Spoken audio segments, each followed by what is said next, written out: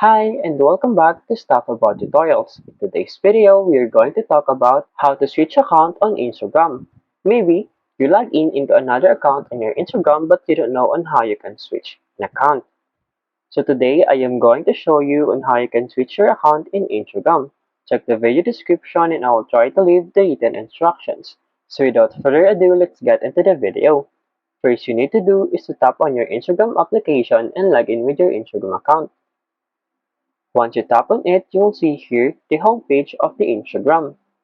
And then in here, to switch an account, simply tap on this profile icon at the lower right corner of the screen. And then you'll be directed into your Instagram profile. And then in here at the upper right corner, you'll see here your username and then in here a drop down button.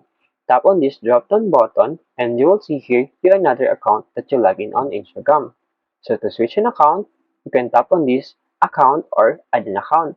For example, you want to switch on your another account on Instagram, simply tap on this and then it will be automatically switched. As you can see, it is now switched to another account. There you go. If you wanted to know on how you can switch on Instagram account, that is the easiest way I know how.